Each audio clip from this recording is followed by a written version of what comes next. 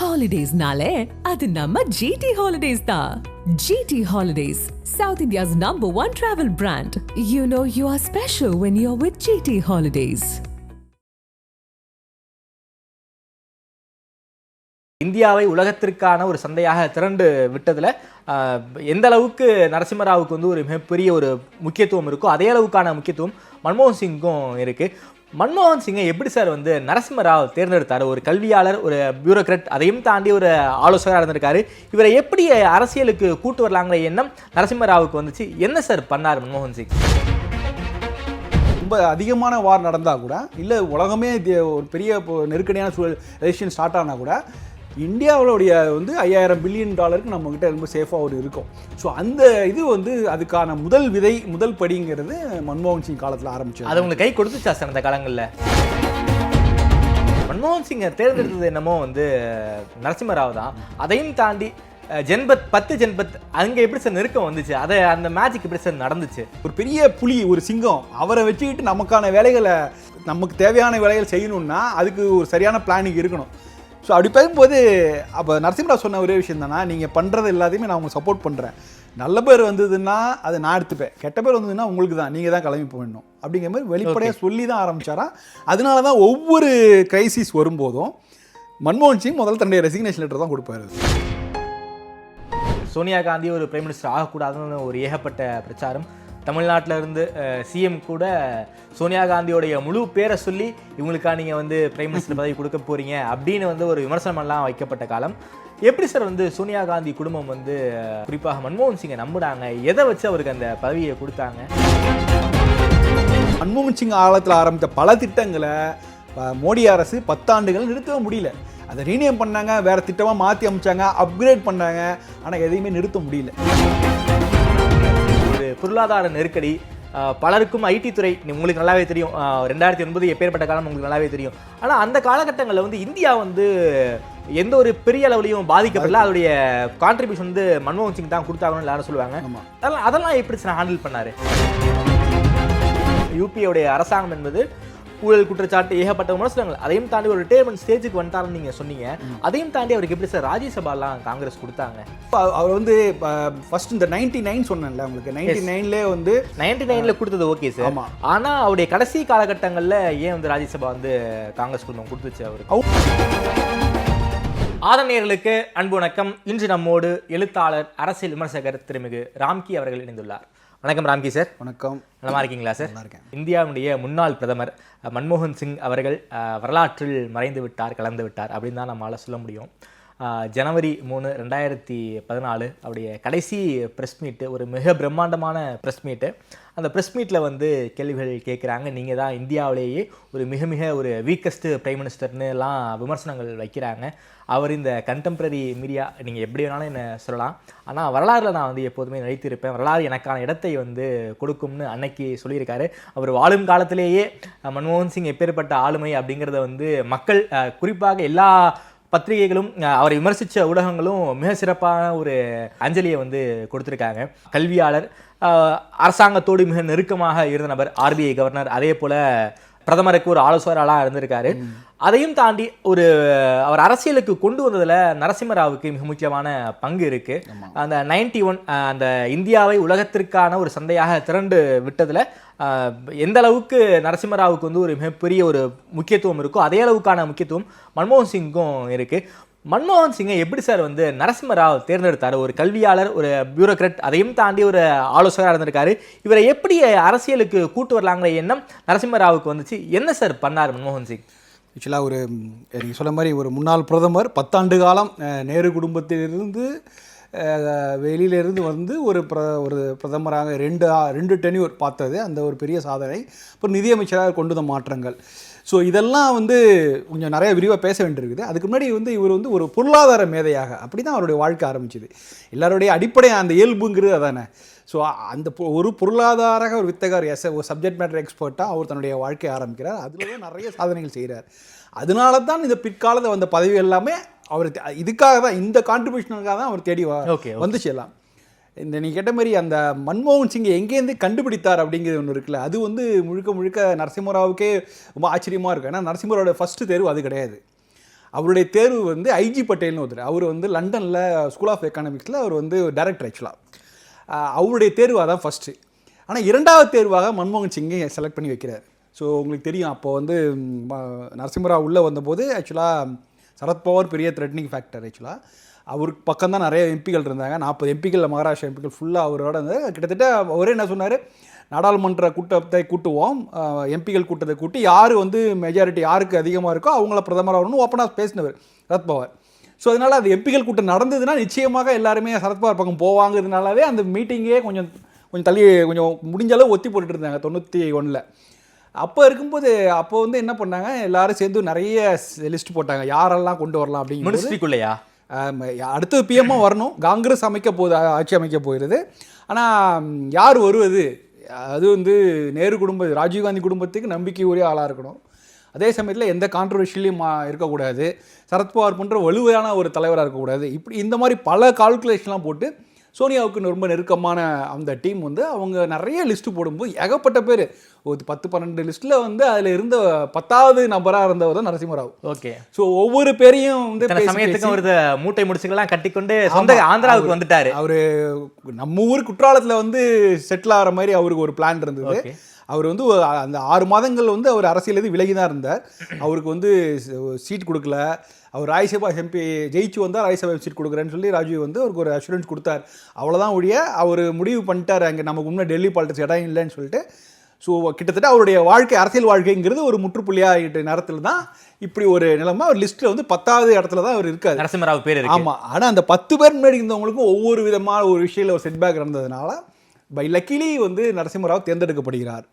அப்போ தேர்ந்தெடுக்கப்படும் போது இப்போ அவருக்கான அமைச்சரவையை வந்து தீர்மானிக்கிற இடத்துல கூட அங்கே சோனியா காந்தியோட டீம், முக்கியமாக பிசி அலெக்சாண்டர், நம்ம அலெக்சாண்டர் பற்றி நமக்கு தெரியும், நம்ம ஊரில் கவர்னர் இருந்தவர், அவரு முக்கியமான ரோல் ப்ளே பண்ணுறார். அவர் தான் வந்து நரசிம்மராவுக்கும் சோனியா காந்தியும் நடுவில் பாலமாக இருந்தவர். ஆக்சுவலாக அந்த யாரெல்லாம் ஒரு லிஸ்ட் போடும்போது முதல்ல எல்லாரும் எதிர்பார்த்தது பிரணாப் முகர்ஜி. ஏற்கனவே அவர் இந்திரா காந்தி பீரியட்லேயே அப்படி இருந்தவர், ஃபினான்ஸ் மினிஸ்டர் இருந்தார்.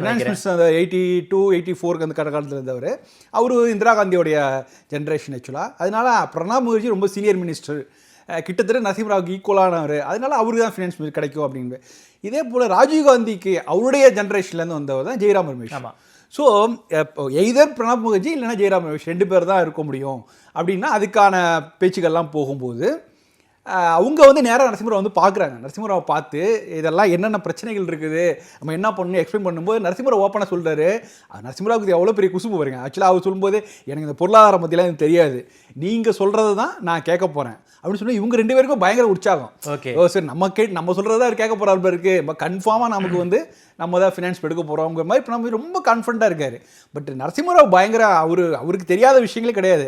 ஆனால் அவங்ககிட்ட சரியான கோஆப்ரேஷன் வரணுங்கிறதுக்காக அந்த மாதிரி வார்த்தையை போடுறாரு. போட்டு நீங்கள் மாதிரி நீங்கள் தான் எல்லாம் அப்படிங்கிற மாதிரி சொன்னேன். இவங்க நிறைய ஐடியாஸ்லாம் கொடுக்குறாங்க. அப்புறம் அவர் நரசிம்மராவ் ஒரு நம்பகமான ஒருத்தர் இருக்கார், சுரேஷ் சந்திரான்னு சொல்லிட்டு. அவர் ஃபினான்ஸ் மினிஸ்டர் ரொம்ப வருஷம் இருந்தவர், வெரி சின்சியர் ஃபெலோ, பேச்சுலர். ஆக்சுவலாக அவர் ஆஃபீஸ் தான் வீடு அப்படி மாதிரி இருந்தவர். அவர் ஒரு 8 பக்கத்துக்கு அறிக்கை ஒன்றா கொடுக்குறாரு நரசிம்மராவ்கிட்ட. நம்மளுடைய சிச்சுவேஷன் எப்படி இருக்குது, நம்ம இந்த ஆட்சி வந்தோன்னே என்ன நம்ம சமாளிக்க போகிற விஷயமே இதுதான்.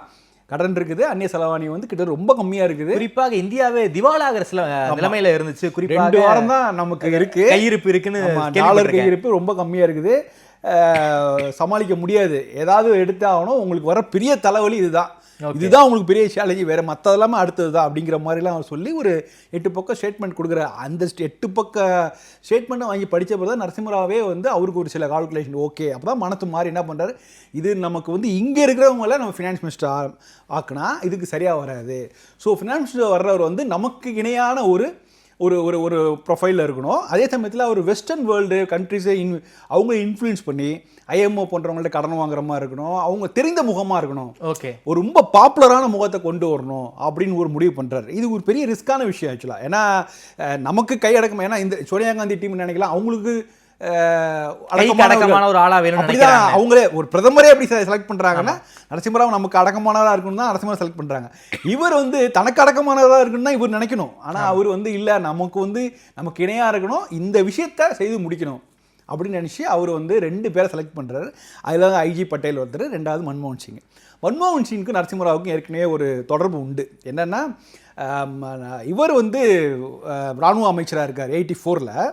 அப்போ வந்து இவருக்கு திட்ட கமிஷனுடைய துணைத் தலைவர் நரசிம்மராவ். ஸோ ராணுவத்துறை அமைச்சராகவும் இருந்துட்டு திட்ட கமிஷன் தலைவராக இருக்க முடியலன்னு சொல்லி ராஜீவ்காந்தி போய் கேட்டு நான் ஏதாவது என்னை வந்து ஒன்றை வந்து என்னை ரிலீவ் பண்ணி விடுங்க, இந்த திட்ட கமிஷன் துணைத் தலைவராக வந்து நான் மன்மோகன் சிங் இருக்கலாம்னு சொல்லிட்டு மன்மோகன் சிங்க்கு அவர் தான் ரெக்கமெண்ட் பண்ணார். ஓகே, அப்போ தான் அவர் ஆர்பிஐயில் கவர்னராக இருந்தவர். அப்போ ஆர்பிஐ விட்டுட்டு அடுத்து முக்கியமான போஸ்ட் தான் வந்து திட்ட கமிஷன் துணைத் தலைவர். அந்த போஸ்ட் கிடைக்கிறதுக்கு வந்து நரசிம்மராவுடைய ஒரு முக்கியமான உதவி அது. ஸோ அந்த காலத்துலேருந்து அவருக்கு நல்லா தெரியும் ரிலேஷனு. ஸோ ஆனாலும் இயல்பான சாய்ஸ் 2வது இடத்துல இருந்தால் ஃபர்ஸ்ட் சாய்ஸ் ஐஜி பட்டேல் தான் இருந்துச்சு அவருக்கு. ஆனால் ரொம்ப தெளிவாக இருந்தார். பிரணாப் முகர்ஜி வேணாம், ஜெயராம் ரமேஷ் வேணாம், வேறு எந்த சோனியா காந்தியே வந்து சொல்லியிருந்தா கூட வேறு எந்த நேமும் வேணாங்கிற மாதிரி ரொம்ப தெளிவாக இருந்தார். ஸோ அப்போ தான் ஐஜி பட்டேல் தான் அங்கே ரீச் பண்ணுறாரு. அவருக்கு இன்ட்ரெஸ்ட் இல்லைன்னு சொல்லிட்டார் அவர். சொன்னோன்னா அன்றைக்கி நைட்டே உடனே மன்மோகன் சிங்க்கு யார் கால் பண்ண, நரசிம்மராவில் பிசி அலெக்சாண்டர் கால் பண்ணுறாரு. ஓகே, கால் பண்ணி இது மாதிரி ஒரு ஆப்ஷன் இருக்குது, நீங்கள் வந்து இஃப் யூ ஆர் இன்ட்ரெஸ்டட் அப்படின்னு சொல்லுங்கன்ட்டு.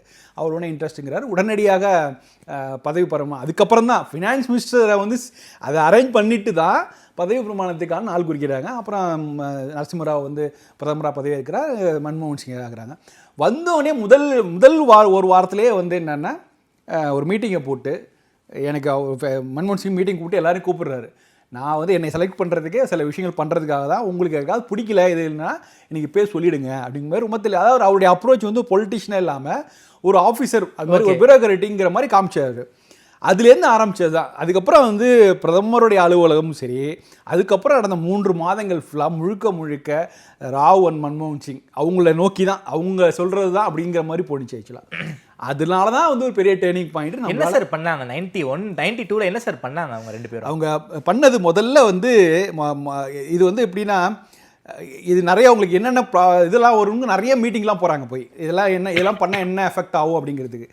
அப்போ முதல்ல வந்து ரூபாயோட மதிப்பு வந்து அதிகமாக இருக்குது. நம்ம வந்து கிட்டத்தட்ட ஒரு பலூன் மாரி ஊதி பெருக்கப்பட்ட இடமா இருக்குது இது. ஏன்னா அப்போ வந்து இந்த அளவுக்கு ஓப்பன் மார்க்கெட் கிடையாது, ஒரு சில பணக்காரர்கள் பிடியில் தான் இருந்துச்சு. ஸோ ரூபாய் மீது டாலரோட கம்பேர் பண்ணும்போது அப்போ 20 ரூபா, இன்றைக்கி வந்து 86 ரூபா நம்ம போகிறோம். இப்போ அன்றைக்கி வந்து 20 ரூபா இருந்துச்சு. அதாவது நரசிம்மராவ் உள்ளே வரும்போது ஒரு டாலருடைய விலை வந்து 20 ரூபா இந்திய ரூபாய், அதுவே அதிகம் அப்போ. ஸோ அப்போ என்ன பண்ணாங்க, அது இன்னும் இதை வந்து குறைக்கணும் அப்படின்னு சொல்லிட்டு சொல்லும்போது அப்போ ரொம்ப பெரிய ஷாக்காக இருக்குது எல்லாருக்கும். அது எப்படிங்க டாலரை நீங்கள் வந்து டாலருக்கு அதிக வெயிட்டேஜ் கொடுத்துட்டு நீங்கள் நம்மளுடைய இந்தியன் ருப்பியோட மதிப்பை எப்படி குறைக்க முடியும் அப்படி? இது வந்து ஒரு பொருளாதார ஒரு பெரிய சிக்கல். இது நம்ம உள்ள கொஞ்சம் ஒரு எக்கனாமிக்ஸால் தான் உள்ள பெரிய இதை புரிஞ்சிக்க முடியும், இது பண்ண முடியும். பட் அங்கே அது அப்போ வந்து ஒரு சாதாரண நம்ம இந்த ஜென்ரேஷனில் நம்மளால் புரிஞ்சிக்க முடியும் போது, அப்போ இருக்கிறவங்களாம் ரொம்ப ட்ரெடிஷ்னல் ஃபாலோ பண்ணும்போது நீங்கள் வந்து அமெரிக்காவோட கைக்கூலிகள், அவங்க டாலரை வந்து காப்பாற்றுறதுக்காக நீங்கள் வந்து இந்தியாவில் வந்து இவ்வளோ வேலைகள் செய்கிறீங்க அப்படின்னு சொல்லும்போது இவங்க போய் எக்ஸ்பிளைன் பண்ணாலும் யாரும் புரிஞ்சிக்க முடியல. இவங்க நினச்சது என்னன்னா, இந்த ரேட் வந்து அந்த ரேட்டுக்கு வந்து ரொம்ப கம்பேரபிளாக இருக்கும் இருந்ததுன்னா உங்களுக்கு வந்து இங்கே நம்ம பணவீக்க விகிதம் அதிகமாக இருந்தால் கூட நமக்கு வந்து என்னென்னா உள்நாட்டு பொருளுடைய விலை ரொம்ப ஸ்டேபிளாக இருக்கும். அப்படி இல்லைன்னா வெளிநாட்டிலேருந்து வர்ற குட்ஸ் எல்லாமே நமக்கு வந்து அதிகமாக காசு கொடுக்க வேண்டியிருக்கும். அதனால் நம்ம உள்ளூர் சந்தையும் பாதிக்கப்படும். டிவி கம்ப்யூட்டர்லாம் அந்த காலத்தில் ரொம்ப காஸ்ட்லி, அதெல்லாம் தவிர்க்க முடியாது. நம்ம அதை வந்து வாங்கி தான் ஆகணுங்கும் போது அது ரொம்ப காஸ்ட்லியாக இருக்கும். அது மாதிரி லோக்கல் ப்ராடக்ட் ஏதாவது இருந்ததுன்னா நமக்கு வந்து எடுபடாதுங்கிற மாதிரி இது வேறு வழியே கிடையாது. நம்ம அடுத்தது குளோபலைசேஷன் நோக்கி போகணும்னா இதை பண்ணி தான் ஆகணும். ஒரு ஒரு ஒரு ஒரு 2 பக்கம் உள்ள ஒரு ரிலேஷன் மெயின்டைன் இருக்கணும். டாலருடைய வெளில ஏதாவது ஒரு அஃபெக்ட் நடந்துச்சுன்னா அது இங்கே இந்த அதோட இம்பாக்ட் இருக்கணும் அப்படிங்கிறதுல தெளிவாக இருந்து அதை பண்ணுறாங்க. பயங்கர எதிர்ப்பு பாஜக தரப்பு மிக கடுமையாக இருக்கிறாங்க. அதாவது ஒரே விஷயம் தான். இப்போ நீங்கள் வந்து நிறைய கேள்விப்படுவீங்க, எல்பிஜி லிபரலைசேஷன், இது குளோபலைசேஷன், இதை பற்றிலாம் நம்ம டேர்ம் இன்றைக்கெல்லாம் ரொம்ப பாப்புலர். அன்றைக்கி அப்படிலாம் கிடையாது. ஒரே வார்த்தை தான், தாராளமயமாக்கலை வந்து நரசிம்மராவ் அரசு முன்னிறுத்துகிறது. ஸோ அதை எதிர்க்கணும், இடதுசாரியை அவங்க வந்து கொள்கை அடிப்படையில் எதிர்க்கிறாங்க. பாஜகவுக்கு என்னென்ன, பாஜக எதிர்க்குதுன்னா அது சுதேசிக்காக எதிர்க்குது. எங்கள் நாட்டு நம்ம உள்ளூரில் வருகிற எந்த பிஸ்னஸும் அஃபெக்ட் ஆகக்கூடாது, இங்கே இருக்கிறவங்க அஃபெக்ட் ஆகக்கூடாதுன்னா. ஸோ ஒரே விஷயந்தான், 2 டிஃப்ரெண்ட் துருவங்கள் மிக கடுமையாக எதிர்ப்பு. ஆமாம், இப்போ இவங்க 2 பேரையும் வந்து சமாளித்து பண்ணணும். ஏன்னா அவங்களுக்கு வந்து ஒரு அப்சல்யூட் மெஜாரிட்டி இல்லாத ஒரு கவர்மெண்ட்டு. ஸோ இந்த மாதிரி அரசியல் சிக்கல்லாம் அதெல்லாம் வந்து எடுத்துக்கிற விஷயத்த அவர் நரசிம்மராவ் பார்த்துக்கிறாரு. இவருடைய வேலை, மன்மோகன் சிங் வேலை கம்ப்ளீட்டாக ஒரு பிளான் போட்டு என்னென்ன பண்ணணும்னு சொல்லிட்டு முதல் வேலையாக ரூபாயோட மதிப்பை குறைக்கிறாங்க. முதல்ல ஒரு 9% குறைக்கிறாங்க. அதுவே பெரிய ஷாக் ஆகுது. எப்படியே நீங்கள் குறைக்கலாம் அப்படின்லாம் பெரிய இதாச்சு. ஸோ இது ஒரு பக்கம் வந்து ஷாக் ஆகுது. இன்னொரு பக்கம் வந்து புதிய தொழில்களாக இருக்குல்ல, அவங்களுக்குலாம் இது வந்து ரொம்ப வெளிநாட்டிலேருந்து எக்ஸ்போர்ட்டாக இங்கேருந்து வரக்கூடிய, இப்போ இன்றைக்கி ஐடி செக்டர்னு ஓப்பனாக சொல்லலாம். அன்றைக்கி ஐடி அவ்வளோவா பெரிய இது கிடையாது. இன்றைக்கி வந்து டாலரோட மதிப்பு வந்து நீங்கள் வந்து குறைய ரூபாய் மதிப்பு வந்து குறைய ஐடி செக்டர் ரொம்ப நல்லா க்ரோ இருக்கும். நல்ல வளர்ச்சி இருக்கும். ஆனால் அன்றைக்கி அப்படி கிடையாது, நீ சொல்ல முடியாது. அதுபோல் ஒரு சில செக்டார்ஸ்லாம் சொல்லி ஒரு நல்ல பாசிட்டிவ் அம்சங்கள்லாம் சொல்லி இப்படிலாம் பண்ணால் நம்மளுக்கு இது அப்படின்னு சொல்கிறாங்க. ஆனால் அதை புரிஞ்சுக்கிற நிலமையில இல்லை. ஏன்னா பெரும்பாலும் இண்டஸ்ட்ரி ஓரியன்ட் ஒரு அக்ரிகல்ச்சர் ஓரியன்ட் எக்கனாமி அப்போ இருக்கும்போது அதெல்லாம் வந்து புரிஞ்சுக்கிற நிலமையில இல்லை. அவங்க இப்போ அதிகமான விமர்சனங்கள் நரசிம்மராவ் ஒரு அமெரிக்க ஏகாதிபத்திய கைக்கூலி, மன்மோகன் சிங் ஒரு அப்படி தான் எல்லாம் விமர்சனங்கள்லாம் வந்துச்சு. ஸோ இதை உடைச்சிட்டு நரசிம்மராவ் சொன்ன விஷயம் என்ன, நாங்கள் புதுசாக எதுவும் செய்யலை, நாங்கள் வந்து ராஜீவ்காந்தி போட்ட பாதையில் நாங்கள் பயணிக்கிறோம், வேறு எதுவுமே இல்லை. இட்ஸ் எக்ஸ்டென்ஷன், இது கண்டினியூஷன் ஆஃப் நேருடைய எக்கானமி, ராஜீவ்காந்தி முன் வைத்த கனவு திட்டம் தான் அது அப்படின்னு சொல்லி அது பொலிட்டிக்கலாக ஸ்டாப் பண்ணுறேன். அது பெரிய விஷயம் ஆக்சுவலாக. ஏன்னா அது வந்து தன்னை முன்னிலைப்படுத்தின்னு வச்சுக்கலாம், நான் வந்து தான் பண்ணேன், மன்மோகன் சிங் தான் பண்ணார் அப்படி சொல்லியிருந்தாங்கன்னா இவங்களுடைய ஆட்டம் வந்து அன்றைக்கே முடிவுக்கு வந்துருக்கும். பட் அவர் என்ன பண்ணார், இல்லை எங்களுக்கு வந்து ஒரு சித்தாந்த பின்னணி இருக்குது, நாங்கள் இவங்க இது வரைக்கும் இவங்க சொன்னால் தான் நான் ஃபர்ஸ்ட் ஸ்பீச்சில் கூட மன்மோகன் சிங் வந்து படங்களை நேருவை கோட் பண்ணி தான் பேசியிருப்பாரு. ஆமாம் ஆமாம், ஓகே. அது எல்லாமே scripted by Narasimha Rao. Okay. So இதெல்லாம் நீங்கள் வந்து திணிக்கணும். அதில் வந்து அரசு அது ஒரு இதை பொருளாதார வளர்ச்சி தொழில் நீங்கள் சொல்ல புதிய தொழில் கொள்கையை அறிமுகப்படுத்தும் போது அதில் எங்கெங்கெல்லாம் ரெஃபரன்ஸ்க்கு ஆட் பண்ண முடியுமோ, இது நேருடைய கனவு, இது ராஜீவ்காந்தி அறிமுகப்படுத்திய விஷயம், ராஜீவ்காந்தி புதிய கல்விக் கொள்கைகளை அவர் கொடுத்தது, அப்படிலாம் நிறைய விஷயங்களை இன்செர்ட் பண்ணி அதை வந்து ஜஸ்டிஃபை பண்ணாங்க. அதுக்கப்புறம் ஒரு மாநாடு வேறு நடந்துச்சு, திருப்பதியில் மாநாடு நடந்த போது கூட அதுலேயும் வந்து இதை தான் சொல்லி பேசினார் நரசிம்மராவ். ஏன்னா நரசிம்மராவுக்கு பயங்கர அப்போஸ் இருந்துச்சு. என்ன இப்போ தான் வந்திருக்காரு, அதுக்குள்ளே இது மாதிரிலாம் பண்ணுறாரு அப்படிங்கிற மாதிரி. ஸோ இதெல்லாம் கடந்து ஒரு 1.5 வருஷத்துலேயே வந்து நமக்கு வந்து ஒரு கன்சிடபிளாக அப்போ 100 பில்லியன் இருந்ததுன்னு நினைக்கிறேன். இப்போ இன்றைக்கி வந்து கம்பேர் பண்ணும்போது நம்மளால் வந்து இன்றைக்கி 700 பில்லியன் நமக்கு ரிசர்வ் இருக்குது அந்நிய செலவாணி. ஓகே. அன்றைக்கி வந்து 100ங்கிறது பெரிய விஷயம். இன்றைக்கி வந்து ஆமாம் கிட்டத்தட்ட வந்து 500 மடங்கு அதிகம் வச்சுருக்கோம். நீங்கள் என்ன தான் வந்து இன்றைக்கி ரொம்ப ஒர்ஸ்ட் சிச்சுவேஷன் தான் கூட இன்றைக்கி ஏகப்பட்ட வார் இருக்குது. அந்த வாரெலாம் போனால் ரொம்ப அதிகமான வார் நடந்தால் கூட, இல்லை உலகமே ஒரு பெரிய நெருக்கடியான சூழல் ரெசிஷன் ஸ்டார்ட் ஆனால் கூட இந்தியாவுடைய வந்து $5000 பில்லியன் நம்மக்கிட்ட ரொம்ப சேஃபாக ஒரு இருக்கும். ஸோ அந்த இது வந்து அதுக்கான முதல் படிங்கிறது மன்மோகன் சிங் காலத்தில் ஆரம்பிச்சு. அது உங்களுக்கு கை கொடுத்துச்சா சார் அந்த காலங்களில்? ஆமாம், 1.5 வருஷத்துலேயே தம்முடைய கடனில் அதெல்லாம் கடனெலாம் அடைச்சிட்டு, என்ன நீங்கள் அவர் வந்து நரசிம்மராவ் வந்து ஒரு 2வது வாரமே மும்பையிலேருந்து ஃப்ளைட்டு போகுது பேங்க் ஆஃப் இங்கிலாண்டுக்கு, லண்டனில் போய் நம்மளுடைய 35 ஏகப்பட்ட கிலோ கணக்கில் தங்கத்தை கொண்டு அடகு வச்சு டாலர் வாங்கிட்டு வராங்க. ஸோ அதெல்லாம் வந்து ஒரு நியூஸ் அதுக்கு முன்னாடியே பண்ணியிருக்காங்க. சந்திரசேகர் கவர்மெண்ட்லாம் பண்ணியிருக்காங்க. பட் சந்திரசேகர் வந்து ஒரு மைனாரிட்டி கவர்மெண்ட் ஆக்சுவலாக, வேறு வழி இல்லை, அவங்களுக்கு ஒரு கிளியர் பிளான் கிடையாது. பட் இங்கே ஒரு கவர்மெண்ட் ஃபார்ம் ஆகிருக்கு, இவ்வளோ தூரம் வந்த பிறகு நம்ம வந்து எப்படி பண்ண போகிறாங்கங்கும் போது இவருக்கு அதே பாதையில் போகணுமா அப்படிங்கிறனால தான் அந்த ஒரு மாதிரி ஒரு ரிஸ்க் எடுத்து பண்ணுறாரு. ஓகே. ஸோ இதில் என்னென்னா அது அந்த இடத்துல ரெக்கவர் ஆகி 1.5 வருஷத்தில் ரெக்கவர் ஆனது தான் பெரிய விஷயம். அதுக்குள்ளே 2 செட்பேக் ஆக்சுவலாக. இந்த அப்போஸ் வந்தோடனே மன்மோகன் சிங் வந்து ரெசிக்னேஷன் கொடுத்துட்றாரு. ஓகே, கொண்டு போய் எனக்கு விட்டுருங்க, இது சரி வராது அப்படின்ட்டு. குறிப்பாக நேரத்தில் ஹர்ஷத் மேத்தா ஸ்கேம் கூட ஒரு பெரிய லெவலில் பேச. ஆமாம், அது 2வது. ஃபஸ்ட்டு வந்து இந்த அப்போஸ் நீங்கள் எப்படி ரூபாய் மதிப்பு குறைக்கணும்னு சொல்லிட்டு பெரிய அளவில் சர்ச்சை வந்தபோது, அது இப்போ நம்ம இப்படி நீங்கள் பேசும்போது சரி இவங்க 2 பேர்லாம் திட்டம் போட்டு ரொம்ப கான்ஃபிடண்ட்டாக பண்ணாங்களா அப்படின்னு சொன்னால் நிச்சயமாக இல்லை. இவங்க 2 பேருக்குள்ளே தடுமாற்றம் இருந்தது. ஓகே. நரசிம்மராவுக்கு மன்மோகன் சிங் நடுவு தடுமாற்றம் இருந்தது. ஒரு 2வது தடவை ரூபாய் மதிப்பை குறைக்கும் போது நரசிம்மராவ் வந்து மன்மோகன் சிங் கால் பண்ணுறாரு, இல்லை பயங்கர அப்போசிஷன் இருக்குது, எல்லாரும் நமக்கு எதிராக இருக்காங்க, பேசாமல் அதை ஹோல்ட் பண்ணி வச்சிடலாம் அப்படிங்கிறாரு. அவருன்னு ஐயோ அதை நான் ஏற்கனவே ரங்கராஜனை சொல்லிட்டேனே, அப்போ அவர் தான் ரிசர்வ் வங்கி, நான் அவர்கிட்ட சொல்லிட்டேனே, நம்ம கைமீறி போச்சு, டிக்ளேர் பண்ணியாச்சுன்ட்டு. ஸோ யாருமே வந்து பிளான் பண்ணி இல்லை நான் இப்படி தான் பண்ணுவேன், இப்படி பண்ணால் ரிசல்ட் வரும்லாம் இல்லை, இது ஒரு ட்ரையல் அண்ட் எரர் தான், செஞ்சு பார்ப்போம் அப்படிங்கிற மாதிரி ஒரு தயக்கம் தடங்களோட தான் செஞ்சாங்க எல்லாரும். ஓகே. பட் லக்கிலி நமக்கு ஒரு நல்ல விஷயம் தான் நடந்துச்சுல 1.5. Okay sir. குறிப்பாக மன்மோகன் சிங்க்கும் ஒரு நல்ல டீம் அமைஞ்சிருச்சு. For example Montek Singh Ahluwalia, P. சிதம்பரம், ஜெயராம் ரமேஷ், இதெல்லாம் எப்படி சார் அந்த கான்டாக்ட் இப்போ வரைக்குமே மிகப்பெரிய அரசியலில் ஒரு நல்ல கான்ட்ரிபியூஷன்லாம் பண்ணியிருக்காங்க. அந்த டீம் உங்களுக்கு எப்படி சார் சப்போர்ட்டாக இல்லை? அது நீங்கள் வந்து மான்டெக் சிங் அலுவாலியா வந்து ஒரு வர்த்தகத்துறையோட செயலாளராக இருந்தார் அவர். அப்போ ப. சிதம்பரத்துக்கும் நரசிம்மராவுக்குமே ஒத்து போகாது. ஏன்னா அவருக்கு ப. சிதம்பரத்துக்கு கேபினெட் கொடுக்கல ஆக்சுவலாக. 2வது அவர் தான் அப்கமிங் ஃபினான்ஸ் மினிஸ்டரெலாம் எதிர்பார்த்துருந்த போது அவருக்கு சரியான போஸ்ட் கொடுக்காத அவர் ரொம்ப அப்செட் இருந்தார். ஓகே. அந்த துறையில் வர்த்தக செயலாக இருந்தது, அலுவாலியாக இருந்ததுனால அவருடைய கான்ட்ரிபியூஷனு இந்த நரேஷ் சந்திரா சொன்ன பார்த்தீங்களா, அவர் ஒரு ஃபினான்ஸ் செக்ரட்டரி, அவர் வந்து ஒரு முக்கியமான. அப்புறம் அமர்நாத் சிங்னு சொல்லிட்டு ஒருத்தர் இருந்தார் அவர். அதுக்கப்புறம் ஜி. ராமகிருஷ்ணான்னு ஒருத்தர், அவரும் தெலுங்குக்காரர் அவர். ஸோ இந்த டீம் வந்து ரொம்ப ஒரு பெரிய விஷயம். யாருக்கும் நரசிம்மராவுக்கு மட்டும் இல்லை, மன்மோகன் சிங்கு ரொம்ப கை கொடுத்த ஒரு இது டீம். ஓகே. இந்த டீம் தான் வந்து முக்கியமானது. இவங்க தான் வந்து ஒவ்வொன்றும் எப்படி பண்ணலாங்கிற பெரிய கைட் பண்ணாங்க. டிராஃப்ட்லாம் ரெடி பண்ணதெல்லாம் இவங்க தான் நிறைய பண்ணாங்க. ஜெயராம் ரமேஷ் நிறைய கான்ட்ரிபியூஷன் நிறைய இருந்திருக்குது. ஸோ இந்த டீம் வந்து ரொம்ப கடைசி வரைக்கும் ஒற்றுமையாக இருந்ததுனால இவங்க வந்தாங்க. 2வது நீங்கள் ஹர்ஷத் மேத்தா பற்றி சொல்லும்போது அது ஒரு பெரிய லெவலில் பூம் ஆயிடுச்சு ஆக்சுவலாக. ஏன்னா ஒரு ஷேர் மார்க்கெட்டை பற்றின விஷயங்களை வெளில கொண்டு வந்து இது எல்லாரும் வந்து பரவலாக்கணும்னு சொல்லும்போது அந்த ரொம்ப கஷ்டமான சிச்சுவேஷன் ஆக்சுவலாக அது. ஏன்னா அப்போ வந்து ஷேர் மார்க்கெட்டுங்கிறது ஒரு பெரிய பணக்காரர் கையில் சிக்கியிருந்த விஷயம் ஆக்சுவலாக. அது வந்து பரவாயில்ல எல்லாரும் செய்யலாம் அப்படின்லாம் வந்தது. இன்றைக்கி எங்கேயோ போயிட்டோம் நம்ம. இன்றைக்கி சென்செக்ஸ் 80,000 தாண்டி போயிட்டோம், எங்கேயோ போயிட்டுருக்கோம். அப்போ 1000 தாண்டதுக்கே ரொம்ப கஷ்டமாக. சென்செக்ஸ் பற்றி பெரிய இப்போ காமன் மேனுக்கு அதை பற்றின புரியலே கிடையாது. இன்றைக்கெலாம் எங்கேயோ போயாச்சு. பட் அந்த மாதிரி சிக்கலான சுச்சுவேஷன்லேயும் வந்து அதை வந்து எளிமைப்படுத்தி மக்கள்கிட்ட போய் புரிய வைக்கிறதுக்கு வேலை இருக்குல்ல, அதை தான் இந்த டீம் பண்ணுச்சு.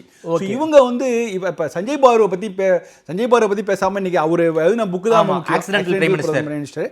அவர் வந்து நரசிம்மராவ் காலத்துலேயும் அவர் நிறைய ஒர்க் பண்ணியிருக்காரு ஆக்சுவலாக கூட.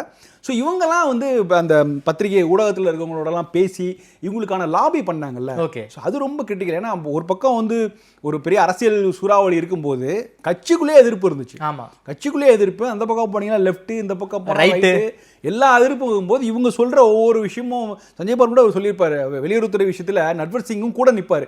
மன்மோகன் சிங் நட்வர் சிங் அவர் கூட போகாமல் இருக்கிறதுக்கு சில ஒரு அட்டென்ஷன் மாரி அவர் இப்படி டக்கு இந்த பக்கம் ஒரு நிமிஷம் வாங்கன்னு சொன்னால் அவர் இந்த பக்கம் வந்துருவார். அதுக்கப்புறம் பிரைம் மினிஸ்டர் உள்ளே போய் சீனா பிரைம் மினிஸ்டர் கூட பேசிகிட்டு இருக்க மாதிரிலாம் சில சின்ன சின்ன விஷயங்கள்லாம் பண்ண சஞ்சய் பார்வ் எப்போதும் கொஞ்சம் மசாலா சேர்த்தா சொல்லுவார். பட் இருந்தாலும் அவர் கூட இருந்திருக்காரு, நிறைய விஷயங்கள் பேசியிருக்காருங்கும்போது மன்மோகன் சிங்கோடைய இது நான் சொல்கிறது இந்த காலம் 2வது காலம் 2014 அப்புறம் 2009 அப்போ அந்த பக்கத்திலேயே நரசிம்மராவ் இந்த காலத்திலேயே சஞ்சய் பார்வும் ஒரு ரோல் ப்ளே பண்ணியிருக்காரு. ஸோ இந்த அதிகாரிகளை நம்பி இவங்க பண்ணாங்க. அந்த அதிகாரிகளும் நேர்மையாக இருந்திருக்காங்க. அதனால தான் இவங்களுக்கு இந்த வெற்றி கிடைச்சு. ஓகே சார், மன்மோகன் சிங்கை தேர்ந்தெடுத்தது என்னமோ வந்து நரசிம்மராவ் தான். அதையும் தாண்டி ஜன்பத் 10 ஜன்பத் அங்கே எப்படி சார் நெருக்கம் வந்துச்சு? அந்த மேஜிக் எப்படி சார் நடந்துச்சு? அது ஆக்சுவலாக அதான் வந்து சொல்லும்போது நரசிம்மராவ் பேசும்போது சொல்லுவார், நான் வினய் சீதாபதியோட புக்கை நான் ட்ரான்ஸ்லேட் பண்ணேன். அதில் வந்து இது ரொம்ப முக்கியமான போர்ஷன். அது எப்படி வந்து மன்மோகன் சிங் ஒரு பெரிய டாஸ்க் மாஸ்டர்னு சொல்லுவார். அது நிறைய எக்ஸ்பிளைன் பண்ணியிருப்பார் அந்த புத்தகத்தில். எப்படி நரசிம்மராவ் வந்து மன்மோகன் சிங் டாஸ்க் மாஸ்டராக இருந்தார். ஏன்னா நரசிம்மராவ் பெரிய பொருளாதார மேதை. ஆனால் அவரை வச்சுக்கிட்டு ஒரு பெரிய புலி, ஒரு சிங்கம், அவரை வச்சுக்கிட்டு நமக்கான வேலைகளை, நமக்கு தேவையான வேலைகள் செய்யணுன்னா அதுக்கு ஒரு சரியான பிளானிங் இருக்கணும். ஸோ அப்படி பார்க்கும்போது அப்போ நரசிம்மராவ் சொன்ன ஒரே விஷயம் தானே, நீங்கள் பண்ணுறது எல்லாத்தையுமே நான் உங்களுக்கு சப்போர்ட் பண்ணுறேன். நல்ல பேர் வந்ததுன்னா அதை நான் எடுத்துப்பேன், கெட்ட பேர் வந்ததுன்னா உங்களுக்கு தான், நீங்கள் தான் கிளம்பி போயிடணும் அப்படிங்கிற மாதிரி வெளிப்படையாக சொல்லி தான் ஆரம்பித்தாராம். அதனால தான் ஒவ்வொரு கிரைசிஸ் வரும்போதும் மன்மோகன் சிங் முதல்ல தன்னுடைய ரெசிக்னேஷன் லெட்டர் தான் கொடுப்பாரு. இப்படி சொல்லியே இது வந்து 2வது ஒரு காலகட்டத்தில் வந்து இவர் ரிசைன் பண்ணி இவர் அக்செப்ட் பண்ணிட்டா அது எல்லாத்தையும் நாம ஃபேஸ் பண்ணுற மாதிரி இருக்கணுமே அப்படிங்கிற கூட நரசிம்மராவ் யோசிச்சிருக்காரு. முக்கியமாக அந்த ஒரு வங்கிகள் குளறுபடி பற்றி ஜேபிசி ஒன்று நடத்துகிறாங்க 93 ஒன்று. அப்போ அது வந்து எல்லாரும் என்ன சொல்கிறாங்கன்னா மன்மோகன் சிங் தான் டார்கெட் பண்ணுறாங்க. இப்போ இன்றைக்கி வந்து நம்ம அதானி பற்றி பேசுகிறோம், அதானியோட டார்கெட் வந்து பிரதமரை தான் டார்கெட் பண்ணுறோம். அன்றைக்கி வந்து ஜேபிசி என்ன சொல்லுது, மன்மோகன் சிங் தான் இதுக்கு பொறுப்பு இருக்கணும், அவர் வந்து கொஞ்சம் அசட்டையாக இருந்துட்டார், ரொம்ப பெரிய சீரியஸாக எடுத்துக்கவே இல்லை அப்படின்னு சொல்கிறேன். அன்றைக்கி யாருமே நரசிம்மராவை குறை சொல்லவே இல்லை. அப்போ அந்த இதுக்கு நானே பொறுப்பு எடுத்துக்கிறேன், நான் போய் ரிசைன் பண்ணுறேன்னு ஒரு சொல்லும்போது அந்த ரெசிக்னேஷன் வாங்கி உள்ளே வச்சுட்டு இல்லை நீ போனால் எல்லாம் என்னையே ப்ளேம் பண்ணுவாங்க, அதனால் நீ உன்னை ரிசைன் பண்ண அலோவ் பண்ண மாட்டேன்னு சொல்லி அவர் உட்கார வச்சு. ஸோ நரசிம்மராவோடைய பிளான் வந்து ஒரு கேம் பிளான், அவர் பெரிய கேம் பிளான், அது எல்லாமே கூட ஒரு பெரிய திருப்பு முனை தான். ஸோ இதெல்லாம் தான் நடந்தது. ஒரு 5 ஆண்டுகள் வந்து இவ்வளோ கஷ்டப்பட்டு இவ்வளோ ஸ்ட்ரகிளுக்கு அப்புறமா தான் நமக்கு அந்த பெனிஃபிட்ஸு, லிபரேஷனுடைய பெனிஃபிட், கோல்டு விஷயம்லாம் அதோடைய 5 ஆண்டுகளுக்கு அப்புறம் தான் தெரிய வந்தது. இதுக்கப்புறம் ஆட்சி மாற்றம் வந்தபோது கூட 96 சிதம்பரம்லாம் ஃபினான்ஸ் மினிஸ்டராக வந்தவரெலாம் கூட அவங்க இதில் எந்த சேஞ்சஸும் பண்ணல, இதை அப்படியே கண்டினியூ பண்ணுறாங்க.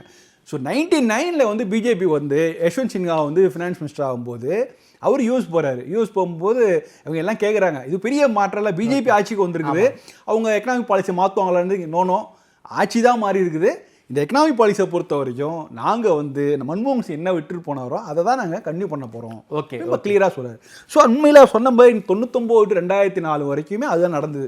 ஸோ அவர் 91 ஆரம்பித்து வச்ச அந்த விஷயம் அது தொடர்ந்து கண்டினியூ. அவர் 2004 அவர் பிரைம் மினிஸ்டராக வந்தபோது கூட தொடர்ந்து நடந்தது தான் இருந்தது. ஓகே சார், குறிப்பாக அந்த 2004 பற்றி பேசணும் சார். காங்கிரஸ் ஜெயிச்சிருவாங்கன்னு எல்லாருக்கும் தெரியும். அந்த காலகட்டங்களில் வந்து சோனியா காந்தி ஒரு பிரைம் மினிஸ்டர் ஆகக்கூடாதுன்னு ஒரு ஏகப்பட்ட பிரச்சாரம். தமிழ்நாட்டில் இருந்து சிஎம் கூட சோனியா காந்தியோடைய முழு பேரை சொல்லி இவங்களுக்காக நீங்கள் வந்து பிரைம் மினிஸ்டர் பதவி கொடுக்க போகிறீங்க அப்படின்னு வந்து ஒரு விமர்சனமெல்லாம் வைக்கப்பட்ட காலம். எப்படி சார் வந்து சோனியா காந்தி குடும்பம் வந்து குறிப்பாக மன்மோகன் சிங்கை நம்பினாங்க? எதை வச்சு அவருக்கு அந்த பதவியை கொடுத்தாங்க? ஒரு ஆக்சிடென்டல் பிரைம் மினிஸ்டர் கார்ட்டூன்லாம் அந்த காலங்களில் பிரபலமாக இருக்கும். ஒரு பொம்மை வச்சுக்கிட்டு அந்த பொம்மை வந்து மன்மோகன் சிங் மாதிரி ஒரு கார்ட்டூன் போட்டு அந்த கார்ட்டூனை ஏற்கிற மாதிரி சோனியா காந்திலாம் வச்சு அதெல்லாம் பண்ணியிருப்பாங்க. ஒரு எந்த அளவுக்கு ஒரு மோசமாக விமர்சனம் பண்ண முடியுமோ அந்த அளவுக்கு மன்மோகன் சிங்லாம் பண்ணியிருக்காங்க. அந்த இடம் எப்படி சார் வந்து மன்மோகன் சிங்க்கு கிடச்சிது? ஸோ அன்னைக்கு வந்து இந்த 2004 வந்து அவருடைய இடம், அந்த இடம் தேவையாக இருந்தது. ஏன்னா அவங்களுக்கு அந்த இடத்த வந்து அது ரொம்ப பர்ஃபெக்டான பிளேஸ் ஆக்சுவலாக. அந்த இடத்துல வந்து இப்படி ஒரு பிரைம் மினிஸ்டர் வந்தால் தான், ஏன்னா 2004 வந்து கம்ப்ளீட்டாக ஒரு கூட்டணி ஆச்சு. காங்கிரஸ்க்கு வந்து ஒரு தனி மெஜாரிட்டிலாம் கிடையாது. ஸோ எல்லாரும் ஏற்றுக்கொள்ளக்கூடிய ஒரு தலைவர் வரணும் அப்படின்னு சொன்னால் அதுக்கு வந்து அரசியல் சார்பு இல்லாததான் வரணும். இவருக்கு ஒரு நல்ல ஒரு ஏற்கனவே ஒரு ரெக்கார்ட் பண்ணியிருக்காரு. இவர் மேலே ஒரு எந்த விதமான புகார்கள் கிடையாது, எந்த விதமான அரசியல் சம்பந்தமான எந்த விஷயங்கள் கிடையாது. ஸோ இயல்பாகவே ஒரு சாய்ஸாக இருந்தது. ரெண்டாவது அந்த 91 காலகட்டத்தில் எப்படி நரசிம்மராவெல்லாம் எப்படி செலக்ட் பண்ணாங்களோ அதே செலெக்ஷன் ப்ராசஸ் ஆல்மோஸ்ட் இப்படி தான் இருந்தது. ஸோ அங்கே வந்து நரசிம்மராவ் சில விஷயங்களை ஏற்றுக்கிட்டார், சில விஷயங்களை அப்போஸ் பண்ணார். நரசிம்மராவுக்கும் சோனியா காந்தி நடுவில் ஒரு கோல் வார பற்றிலாம் நிறைய இருக்குது. ஆமாம். ஸோ இங்கேயும் அதே மாதிரி ஒன்று நடந்திருக்குது. ஃபஸ்ட்டு 5 இயர்ஸ் 10 இயர் பீரியடில் பெரிய கோல் வார் நடந்ததா? சோனியாவுக்கும் மன்மோகன் சிங்க்கும் ஃபஸ்ட்டு 5 இயர்ஸ் வந்து இருந்ததா? சஞ்சய் பவார் வந்து அவருடைய புத்தகத்தில் ரிஜிஸ்டர் நிறையா பண்ணியிருக்காரு. பட் இதில் என்னென்னா சஞ்சய் பவார் எப்போவுமே கொஞ்சம் மிகைப்படுத்தி தான் எழுதுவார். ஆனால் அது வந்து ரொம்ப நெருக்கமான ஒரு மன்மோகன் சிங்க்கு. மன்மோகன் சிங் அதுக்கு மீடியா ஆலோசகர் நினைக்கிறேன் சார், மீடியா ஆலோசகராக இருந்தார். அதே சமயத்தில் மன்மோகன் சிங் அதுக்கு எந்த விதமான மறுப்பும் தெரிவிக்கவே இல்லை. அவர் கடைசி வரைக்கும் அதை வந்து சொல்லவே, அதை அக்செப்ட் பண்ணிக்கவும் இல்லை, அதை நிராகரிக்கவும் இல்லை. பல இடங்களில் ஒரு முக்கியமான தகவல் தான் பதிவு பண்ணுறாரு. அப்போ இப்போ இதே மாதிரி நரசிம்மராவுக்கு காலகட்டத்தில் இருந்த அதே நெருக்கடி இங்கே வரும்போது எல்லாவற்றுமே சோனியா காந்தி கிட்ட வந்து கன்சல்ட் பண்ண வேண்டிய நிலைமை இருந்தது. அதே நேரடியாக இப்போ நான் வந்து சோனியா காந்தி நான் இந்நேரம் அனுப்புகிறேன் அப்படி சொல்லி பண்ணியிருந்தா கூட செய்யலாம். பட் அவங்க பேரை சொல்லி நிறைய பேர் வருவாங்க. இப்போ அவங்களை நம்புவதா இல்லையா அப்படிங்கிற ஒரு பெரிய சிக்கல் இருக்குது. அவங்க ஒரு பிஎஸ்சி மீட்டிங் ஒரு மீட்டிங் ஸ்டேரிங் மீட்டிங் ஒன்று போட்டாங்க. இங்கே வந்து பிஎம்ஓ ஆஃபீஸும் இவங்களும் சேர்ந்து ஒர்க் பண்ணணும் அப்படின்னு சொன்னால் இந்த அரேஞ்ச்மெண்ட்டு கான்ஸ்டியூஷனுக்கு எதிரானதுலாம் சொல்லி அது பண்ண முடியாதுன்னு ஒரு ஒத்துக்கல ஆரம்பத்தில். பட் அதுக்கு படிப்படியாக சில விஷயங்கள் அவர் ஒத்துக்கிட்டாரு. அது ஒரு 5 ஆண்டுகள் வந்து ஒரு கிவன் டேக் மாதிரி நிறைய விஷயங்கள் விட்டு கொடுத்தாரு. அவங்களும் நிறைய இருந்தாங்க. அந்த 5 ஆண்டுகள் வந்து ரொம்ப பர்ஃபெக்டாக இருந்தது. அது முடியும் போது அந்த நியூக்ளியர் டீல் ஒன்று வந்துச்சு. நியூக்ளியர் டீலில் வந்து ஒரு லெஃப்ட்டை மீறி, அதாவது லெஃப்ட் பயங்கர அப்போஸ் பண்ணாங்க, முடியவே முடியாது அப்படின்னாங்க. பட் நான் இல்லைன்னா நான் ரிசைன் பண்ணிக்கிறேங்கிற அளவு ரொம்ப ஸ்டஃப்பாக இருந்தார். ஏன்னா அவருக்கு வந்து இது செய்தே ஆக வேண்டுங்கிற மாதிரி ஒரு பெரிய கமிட்மெண்ட் இருந்தது. இது பண்ணால் தான் நமக்கு இது ஒப்பந்தங்கள். ஆமாம், இந்த ரஷ்யாவோட தான் சார் பண்ணாங்க. அது அமெரிக்காவோட இது என்னன்னா, அது வந்து உங்களுக்கு வந்து ஒரு நிறைய விமர்சனங்கள் நம்ம தமிழ்நாட்டில் கூடங்குள்ளலாம் நிறைய பார்த்துருக்கோம்ல. பட் அன்னைக்கு அந்த எடுத்த டிசிஷன் இருக்குல்ல, இவர் எடுப்பாரா அப்படிங்கிற ஒரு மன்மோகன் சிங் எடுப்பாராங்க ஒரு கேள்வியாக இருந்தது. அவர் என்ன இது இல்லைன்னா நான் என்னை விட்டுருங்க அப்படிங்கிற மாதிரிலாம் சொல்லி நின்னாரு. எடுத்து செய்தார். லெஃப்ட் வெளில போனாலும் முலாயம் சிங் யாதவ் கட்சி வந்து சப்போர்ட் பண்ணாங்க. அந்த கவர்மெண்ட் கண்டினியூ ஆனிச்சு, நல்லபடியாக முடிஞ்சுது. குறிப்பாக ஸ்பீக்கராக இருந்தவர் சோம்நாத் சாட்டர்ஜி, அவர் ஒரு கம்யூனிஸ்ட், ஆனாலும் அந்த அணுசக்தி ஒப்பந்தத்தை அவர் ஏற்றுக்கிட்டாரு நான் நினைக்கிறேன். அது எப்படி சார் நடந்தது? அது அந்த டிஸ்கஷன்லாம் ரொம்ப முக்கியமான, அந்த காலகட்ட டிஸ்கஷன் வந்து ரொம்ப முக்கியமான. இன்னைக்கு நடக்கிற பார்லிமெண்ட்டில் நடக்கிற டிஸ்கஷன்லாம் நம்ம ரொம்ப கம்ப்ளீட் பயாஸ்டு. அங்கே அதுதான் அது ஒரு பியூட்டி. இவங்க வந்து மாற்றுக் கட்சி இருக்கவங்க உட்காந்துருப்பாங்க, இவங்க பேசுவாங்க. இவர் பேசுகிறதே நிறைய இவர் எடுத்துக்கிட்ட விஷயம். மன்மோகன் சிங் அவரால் ஜஸ்டிஃபை பண்ண முடியாத சுச்சுவேஷனில் 2 முறை இதை பற்றி பேசும்போது நியூக்ளியர்லாம் அவ்வளோ ஜஸ்டிஃபை பண்ண முடியல. அவருடைய கட்சி சேர்ந்தவர்களே ரொம்ப அப்போஸ் பண்ணாங்க. இது வந்து டோட்டல் டேமேஜ் ஆகிடுங்களாம் சொன்னாங்க. அதெல்லாம் மீறி பண்ணார். இந்த ஃபஸ்ட்டு 5 இயர்ஸ் பீரியடுங்கிறது ரொம்ப பர்ஃபெக்டான பீரியட். பட் அதுக்கப்புறம் அந்த இது முடியும் போதே தன் விலகிற ஸ்டேஜில் தான் இருந்தார். ஓகே, அவர் சீட்டு கேட்டிருக்காரு. அப்படிலாம் சஞ்சய் பவார் சொல்றாரு, அவர் சீட்டு கேட்டும் சீட்டு தரப்படவில்லை. சோனியா காந்தி வந்து உடம்ப பார்த்துங்க அப்படிங்கிற மாதிரி சொன்னாங்க. கிட்டத்தட்ட அவர் திரும்ப எல்லாருக்குமே ஒரு டவுட்டாக இருந்தது, திரும்ப வர முடியுமா, வந்தாலும் இவர் பிஎம்ஆ வராங்கிற டவுட் இருந்துச்சு. திரும்பவும் இவரை முன்னிறுத்தி தான் தேர்தலை சந்திக்கிறாங்க. Okay, 2009 election. எஸ், 2009 வந்து இவரை தான் முன்னிறுத்துறாங்க, மன்மோகன் சிங்கை தான் முன்னிறுத்துறாங்க. ஸோ இதே கூட்டணி கண்டினியூ ஆகணும் அப்படின்லாம் சொல்லி அப்படிதான் பிரச்சாரத்தை எதிர்கொள்றாங்க. ஏன்னா திமுக கூட்டணிகளே சரி, அந்த ரெயின்போ கூட்டணியில காங்கிரஸ் தலைமையை வந்து மன்மோகன் சிங் இருந்தால் நாங்கள் ரெடி அப்படிங்கிற மாதிரி தான் எல்லாமே இருந்தாங்க. காங்கிரஸ் திமுகவுக்கு மட்டுமே ஒரு 21 பேருக்கு வந்து மினிஸ்ட்ரியில் இருந்தாங்கன்னு நினைக்கிறேன், கான்ட்ரிபியூட் பண்ணியிருக்காங்க. அதில் நிறைய கான்ட்ரவர்ஷியஸ்லாம் இருக்குது. அந்த நேஷனல் ஹைவே வந்து இப்போ போடும்போது அது வந்து வாஜ்பாய் காலத்தில் ஆரம்பிச்சு தங்க நாற்கர சாலை, அதை வந்து ஒரு பெரிய அளவில் கொண்டு போனது மன்மோகன் சிங் காலத்தில். ஒரு முன்ன டிபேட்டில் இருக்க டிஆர் பாலு வேண்டவே வேணான்னு சொன்னதாக கூட ஒரு பேச்சு இருக்கு. எனக்கு டிஆர் பாலு தேசிய நெடுஞ்சாலைத்துறை அமைச்சர் பதவியா? ஆமாம், அது வந்து பெரிய அது ஒரு சிக்கலானது. பட் மன்மோகன் சிங் தனக்கு என்ன வேணும் எது வேணுங்கிறதுல தெளிவாக இருந்திருக்கிறார். அதனால தான் தேடி தேடி ஆட்களை சேர்த்திருக்கார். ஆனாலும் ஃபர்ஸ்ட் பீரியட் அந்த ஃபர்ஸ்ட் டென்யூரை பார்க்கும்போது செகண்ட் டென்யூரில் அவர் லாஸ்ட் த கண்ட்ரோல் அப்படிதான் சொல்லணும். ஏன்னா அவரை மீறி சில விஷயங்கள் நடந்தது. அது அந்த இது முடியும் போதே அவரே 2 தடவை வந்து என்னை விட்டுருங்க அப்படிங்கிற மாதிரி தான் சொல்லியிருக்காரு அவர். அப்போ வந்து 2Gலாம் பெரிய அலையாரமாக ஆக்கப்பட்ட போது அப்போ வந்து அவரே என்னை விட்டுருங்கன்னு சொல்லும் போதே இல்லை இப்போ போனால் நிச்சயமாக நமக்கு ஒரு பெரிய கெட்ட பேர் வந்துடும், இல்லை நீங்கள் தான் இது பண்ண, இது வந்து ராகுல் காந்தியை லான்ச் பண்ணுறதுக்கான சரியான டைம் இல்லை அப்படிலாம் ஒரு பிளான் பண்ணது. கடைசி காலகட்டம் இந்த 2 ஆண்டுகள் வந்து ரொம்ப டஃப் டைம். ஆக்சுவலாக திமுகவுக்கும் போதாத காலம், காங்கிரஸுக்குமே போதாத காலம். முக்கியமான காங்கிரஸ் மன்மோகன் சிங் ரொம்ப போதாத காலம் தான் நினைப்பேன். ஏன்னா அவர் சம்பந்தப்படாத விஷயங்கள் அவர் சம்பந்தப்படுத்தி பெரியது அவர் கண்ட்ரோல் மீறி ஆட்சி கட்சி எல்லாமே அவர் கண்ட்ரோல் மீறி. ஓகே, ராகுல் காந்தி ஆர்டினன்ஸை வந்து ப்ரெஸ் மீட்டில் கிழிச்சு போட்டுறாரு.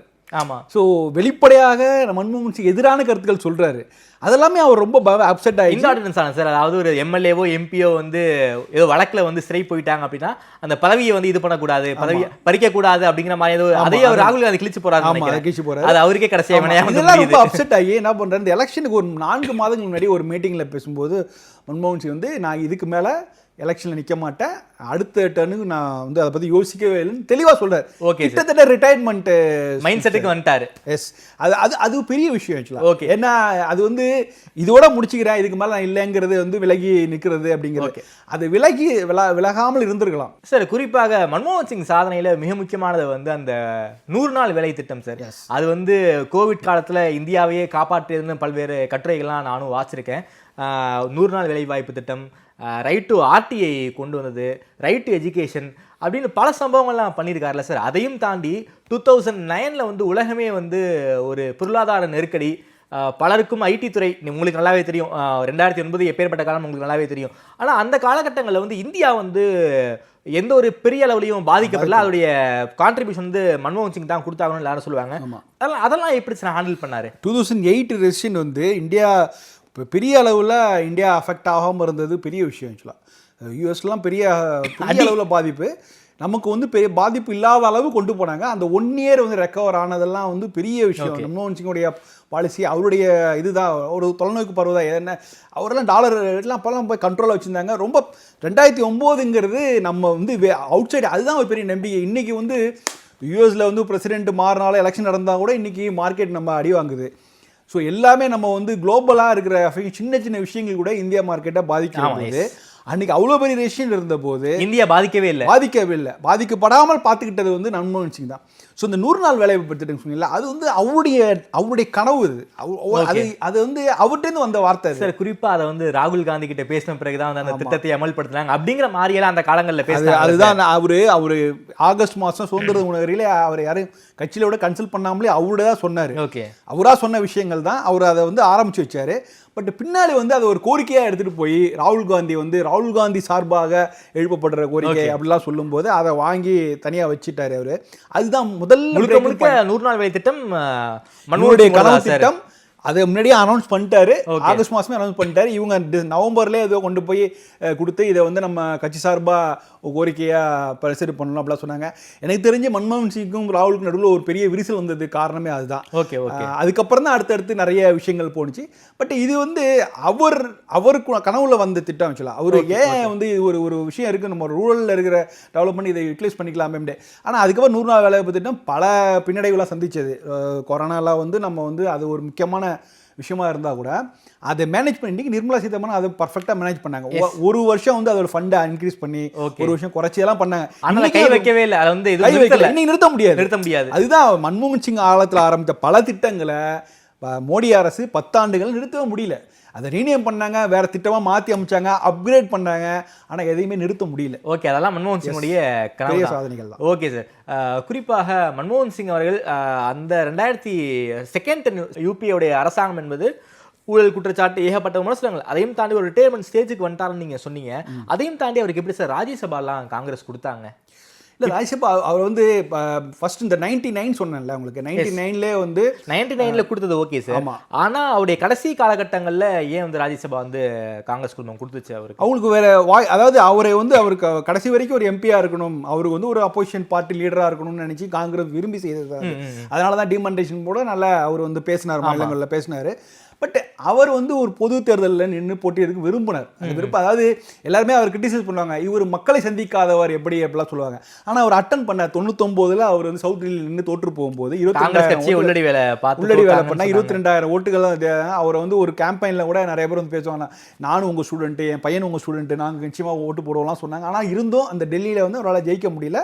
அது ஒரு விஷயம். ரெண்டாவது 2009லையும் அவர் நிற்கிறதுக்கு விருப்பப்பட்டார், ஆனால் இவங்களுக்கு சீட் கொடுக்கல.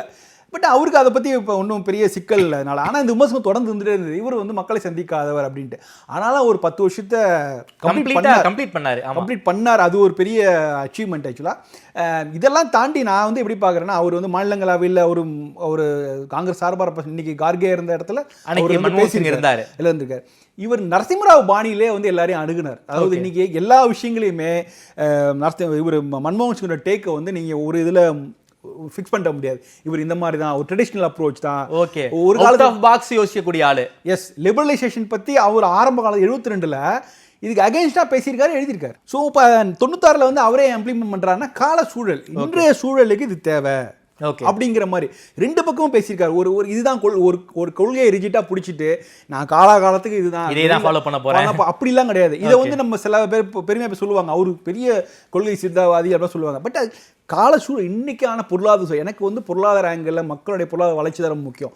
இந்த கொள்கை வந்து இந்த சூழல் எடுபடாது. ஓகே, ஸோ அடுத்த இதுக்கேற்ற மாதிரி நம்ம கஸ்டமைஸ் பண்ணிக்கணும் அப்படின்ட்டு இந்த விஷயங்கள் தான் அவருடைய பெரிய இது. ஓகே, நிறைய அதனால தான் அவருக்கு இந்த அனுபவம் எங்கேருந்து கிடைச்சிதுன்னா, பல யூனிவர்சிட்டியில் கெஸ்ட் ப்ரொஃபஸராக இருந்திருக்காரு, யூஎன்ல வேலை செஞ்ச அனுபவம், யூஎன்ல வேலை பார்த்துருக்காரு. எல்லாம் ஒரு வெஸ்டர்ன் கண்ட்ரி எப்படி வந்து இந்தியாவை எப்படி பார்க்கும், அவங்க நம்மகிட்ட என்ன எதிர்பார்க்குறாங்க, நாம அவங்ககிட்ட என்ன கிடைக்கும், இந்த தாட் ப்ராசஸ் அவருக்கு ஆரம்பத்துலேருந்தே உண்டு. ஓகே சார், அதுதான் அவருடைய பெரிய பிக்கஸ்ட் ஸ்ட்ரென்த். ஓகே சார், என்னுடைய கடைசி கேள்வி சார், நரசிம்மராவ் இறந்த பிறகு அவருக்கான இறுதி மரியாதையை கூட டெல்லியில் வந்து பண்ண விடல, அந்தளவுக்கு சோனியா காந்தியை வந்து ஒரு கொடூர மனப்பான்மையோடு நடந்துக்கிட்டாங்க அப்படிங்கிற ஒரு விமர்சனத்தை பத்திரிகையாளர்கள் எல்லாருமே வைப்பாங்க. மன்மோகன் சிங்க்கு அப்பேற்பட்ட எந்த ஒரு இதையும் கொடுக்கல பாஜக, டெல்லியிலேயே கூட நீங்கள் வந்து அடக்கம் பண்ணிக்கோங்க அப்படிங்கிற இடமெல்லாம் கொடுத்துருக்காங்க. ஏன் சார் வந்து இந்த அளவுக்கு வந்து மன்மோகன் சிங்கை வந்து பாஜக தரப்பும் இந்த அளவுக்கு கெஸ்டர் பண்ணியிருக்காங்க, இதை நம்ம எப்படி புரிஞ்சுக்கிறது? அதுதான் சொல்கிறேன், நரசிம்மராவுடைய வழி, அவருடைய வாரிசுன்னு சொல்லலாம். அது அரசியல்லையும் சரி, அவருடைய திட்டங்கள் பல விஷயங்கள்லையும் ரெண்டு பேருக்கு நிறைய ஐடென்டிக்கல் நிறைய விஷயங்கள் இருக்குது. இந்த மன்மோகன் சிங் கிடைத்த இதே கௌரவமும் மரியாதையும் நரசிம்மராவும் கிடைத்திருக்க வேண்டும். நரசிம்மராவ் அவர் காலத்திலேயே வந்து எல்லா விஷயங்களும் எக்கனாமிக் பொருளாதார விஷயங்கள் மட்டும் இல்லை, அயோத்தி பிரச்சனையாகட்டும் பல விஷயங்களில் வந்து இரண்டு தரப்புமே கன்சல்ட் பண்ணியிருக்காரு. அது இடதுசாரிகளையும் வலதுசாரிகளையும் ரெண்டு பேரையும் கன்சல்ட் பண்ணாமல் எந்த பெரிய விஷயத்தையும் செஞ்சதே கிடையாது. ஸோ இப்போ அவர் இருந்த போது இவங்க எல்லாருமே கொண்டாடி இருக்கணும். அவர் இருந்த போது, அவருடைய கட்சியாக இருந்த போது, அவருடைய கட்சி ஆஃபீஸ்க்குள்ளே அவருடைய உடலை வைக்க அனுமதி தரல. ஸோ அப்போ அன்னைக்கு வந்து ஒரு கட்சி தலைவராக சோனியா காந்தி அங்கே ஃபெயில் ஆகிறாரு. ஆக்சுவலாக இன்னைக்கு கார்கேவே முன்னாடி வந்து அவரே ரெக்வஸ்ட் பண்ணுறாரு, நாங்கள் இங்கே தான் பண்ண போகிறோம்னு சொன்னார். ஸோ அன்றைக்கி சோனியா காந்தி அது முடியாத இன்றைக்கி கார்கே பண்ணுறாரு. அன்றைக்கி சொல்லி அவங்க பவரில் இருந்தும் அவங்களால இதை செய்ய முடியல. அவங்க வந்து நரசிம்மராவ் உடலை வந்து ஹைதராபாத்தில் வந்து அவருக்கு எந்த சொந்தமுமே இல்லைன்னு அந்த காலத்தில் மன்மோகன் சிங் வருத்தப்பட்டிருக்காரு. இவரை வந்து நம்ம அங்கேயே அனுப்புகிறோம், டெல்லியிலே பண்ணலாமேன்னு அப்போ பிரைம் மினிஸ்டராக இருந்தால் மன்மோகன் சிங் வருத்தப்படுறாரு. ஓகே, ஸோ அதை சஞ்சய் பாரு ஒரு புத்தகத்தில் பதிவு பண்ணுறாரு. ஸோ அப்படி இருக்கும்போது அவரால் முடியாது, அன்னைக்கு பிஎம்மா இருந்தும் மன்மோகன் சிங் முடியலையா சார்? முடியல, அவர் புலம்புறார். இது ஏன் இப்படியா நம்ம அவர் அங்கே போய் ஹைதராபாத்துக்கு அனுப்பணும், அவர் நம்முடைய வழிகாட்டி, நம்ம அவர் டெல்லியில் தான் இருக்கணும்னு அவர் புலம்புறார். ஒரு பிஎம்மா இருந்தும் அவரால் வந்து செய்ய முடியல. இன்றைக்கி அந்த மாதிரி சுச்சுவேஷன்லாம் உடனடியாக மோடி தரப்பில் வந்து உடனே சொல்லிட்டாங்க, இங்கே உங்களுக்கு நினைவிட அனுபவம்ட்டு. ஸோ இதெல்லாமே அவருக்கு பெரிய கிடைச்ச ஒரு பெரிய வருவோம். ஆனால் எல்லா விஷயங்கள்லையுமே வந்து நரசிம்மராவுக்கு ஒரு பிரதான சிஷ்யராக இருந்திருக்கிறார். ஒரு விஷயங்களில் வந்து ஒரு மாறுபட்ட ஒரு ஸ்டாண்ட் எடுத்தார். அது வந்து அதுக்கு எனக்கு ரொம்ப இன்ட்ரெஸ்டிங்கான பாயிண்ட். ஆனால் அந்த 1984 சீக்கிய கலவரத்தில் இருக்கும்போது நான் நரசிம்மராவ்கிட்ட நான் சொன்னேன், நீங்கள் இராணுவத்தை நான் சொன்னேன், ஐஜி குஜராலுடைய சஜஷன் என்னென்னா, நீங்கள் உடனடியாக இராணுவத்தை நீங்கள் வந்து அனுப்பிச்சிங்கன்னா, இராணுவத்தை இன்ஃபார்ம் பண்ணிங்கன்னா அவங்க வந்து டேக் ஓவர் பண்ணிடுவாங்க, பல உயிரில் காப்பாற்ற போகணும்னு ஐகே குஜரால் வந்து நரசிம்மராவ்கிட்ட சொல்கிறார். ஆனால் நரசிம்மராவ் இந்த டெசிஷன் எடுக்கலை. ஸோ அதை எடுத்திருந்தால் இன்னைக்கு பல சீக்கியர்களோட உயிர் காப்பாற்றப்பட்டிருக்கும் மன்மோகன் சிங் சொல்றாரு. இந்த ஒரு விமர்சனம் தான் வரலாற்றை நான் பார்த்த வரைக்கும் நரசிம்மராவ் மேல மன்மோகன் சிங் விமர்சனம், ஒரே விமர்சனம் இதுதான். மற்றபடி அவர் நரசிம்மராவை வந்து ஆக்சுவலி இருந்தபோதும் சரி இல்லாத போதும் சரி, சோனியா காந்தி இருந்தபோதும் இல்லாத போதும் நரசிம்மராவை பெரிய அளவில் கொண்டாடி இருக்கார் மன்மோகன். Okay sir. ஸோ ஏன்னா அவருக்கு தெரியும் என்ன அளவுக்கு இவங்களுடைய பங்களிப்பு இருந்திருக்கு, அவருடைய பங்களிப்புலாம் நம்மளால் பண்ண முடியாது அப்படிங்கிறது தெரியும். பெரிய அளவில் எல்லா பெரிய இடங்களில் அவர் பிஎம்ஆர் இருக்கும்போது ஒரு தனியாக புத்தகம் பண்ணி அதை வந்து அக்னாலேஜ் பண்ணார். ஏன்னா காங்கிரஸ்காரர்களே வந்து மறந்து போன நரசிம்மராவை வந்து திருப்பி நிறுத்தி இவர் தான் முக்கியமானவர், இவர் தான் நவீன இந்தியாவோட சிற்பிலாம் சொல்லி பண்ணார். அவர் நினச்சிருந்தாருன்னா அவரும் இரிட்டேட் பண்ணலாம். அந்த மாதிரி அந்த அரசியல்லாம் மாறாமல், அவருடைய இயல்பு மாறாமல் கடைசி வரைக்கும் மன்மோகன் சிங் இருந்திருக்கார். Okay sir. குறிப்பாக வரலாறு மன்மோகன் சிங் வந்து கனிவோடு தான் பார்த்துருக்கா சார், பார்க்குமா சார் அவங்களுடைய வரலாறு பார்க்கணும். அது மாதிரி விஷயங்களை நம்ம தொடர்ந்து இந்த மாதிரி தலைவர்கள் நமக்கு வரணும். ஓகே. நரசிம்மராவ் போல மன்மோகன் சிங் போல வந்தாதான் நமக்கு அடுத்தடுத்து 20 ஆண்டுகள் 30 ஆண்டுகள் இந்தியா எப்படி இருக்கும் நமக்கு தெரியல. அவங்களுக்கு ஒரு தொலைநோக்கு பார்வை இருந்தது. இன்னைக்கு வந்து முழுக்க அரசியலாமயமாகும் போது இந்த மாதிரி பொருளாதார பின்னணியில் ஒரு ஏதாவது பண்ணு நினச்சி வந்தவங்க, நீங்கள் அந்த காலகட்டம் பாருங்களேன், 90கள் ஆரம்பத்தில் அப்துல் கலாம் வந்தார். அவர் ஒரு அரசியல். இப்போ நீங்கள் அரவிந்த் கெஜ்ரிவால் வந்ததுக்குலாம் என்ன காரணம்? இவங்களுடைய இன்ஸ்பிரேஷன். அப்துல் கலாம் வந்திருக்காரு, மன்மோகன் சிங் வந்திருக்காரு, அதனால் நாமளும் வந்து எதாவது பண்ணலாம். எந்த வித பின்னணி இல்லாமல் அரவிந்த் கெஜ்ரிவால்லாம் வரும்போது இந்த அரசியல் பின்புலமே இல்லாமல் ஏதாவது புதுசாக செய்யணும்னு நினைச்சு வராங்கல்ல, அதுக்கெல்லாம் இவங்கெல்லாம் ஒரு பெரிய இன்ஸ்பிரேஷன். ஓகே சார், ரொம்ப நன்றி சார். குறிப்பாக மன்மோகன் சிங்குடைய வாழ்க்கை வரலாறு, குறிப்பாக அரசியலில் அவருடைய பயணத்தை பற்றி ரொம்ப விரிவாக பேசியிருக்கீங்க. நேரில் வந்து நேரம் கொடுத்து பேசியமைக்கு நன்றி. ராம்கி சார்.